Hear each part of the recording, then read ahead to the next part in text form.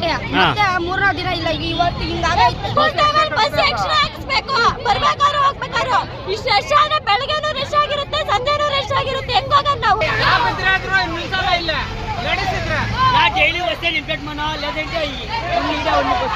Bus ಬೇಕು ಅಂತ ಸರ್ಕಾರಿ ಬಸ್ಗೆ ಅಡ್ಡಲಾಗಿ ಮಲಗಿ ವಿದ್ಯಾರ್ಥಿಗಳ ಪ್ರತಿಭಟನೆ. ಇದು ಚಿಕ್ಕಬಳ್ಳಾಪುರ ತಾಲೂಕಿನ ರೆಡ್ಡಿಗೊಲ್ಲವಾರಹಳ್ಳಿ ಗೇಟ್ನಲ್ಲಿ ಕಂಡು ಬಂದಂತಹ ದೃಶ್ಯ.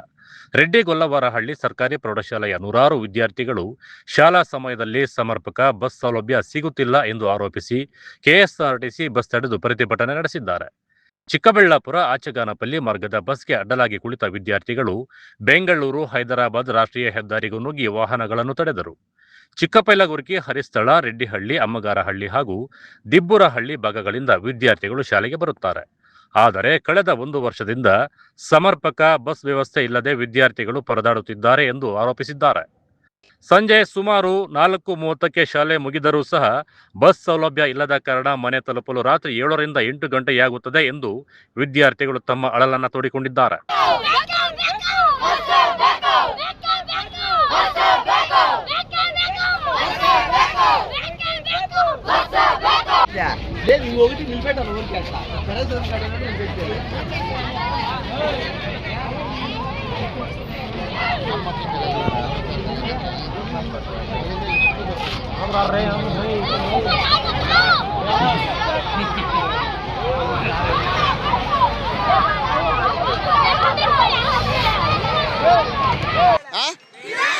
ದಿನ ಹಿಂಗೇನಾ?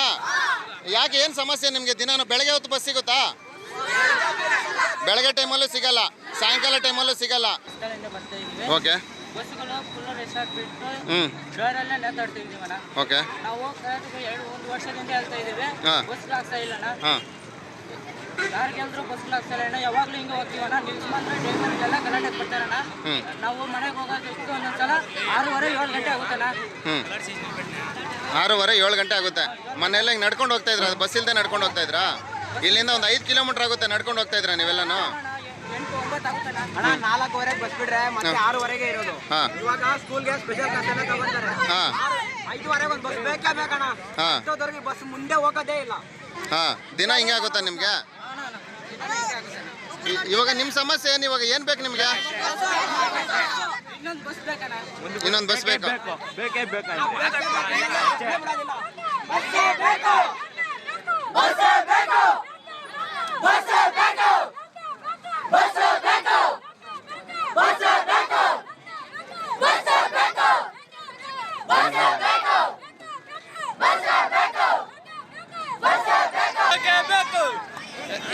ಇವತ್ತೊಂದಿನ ಅಡ್ಜಸ್ಟ್ ಮಾಡ್ಕೊಂಡು ಹೋಗ್ರ, ನಾಳೆಯಿಂದ ಏನೋ ಬಸ್ ಬರುತ್ತೆ ನೋಡ.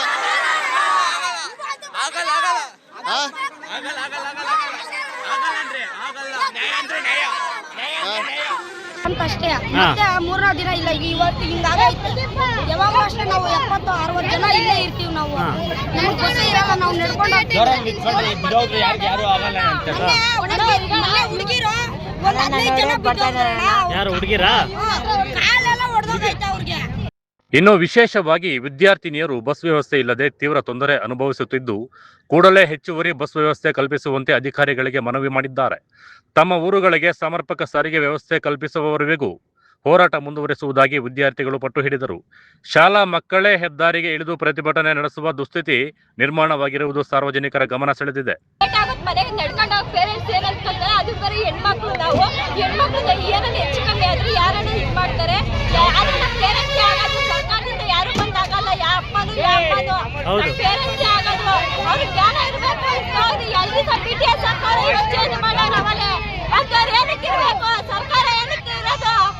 ಫ್ರೀ ಅಂತ ಹೇಳ್ತಾರಲ್ಲ, ಹೆಣ್ಮಕ್ಳಿಗೆಲ್ಲ ಫ್ರೀ ಅಂತಾರಲ್ಲಮ್ಮ.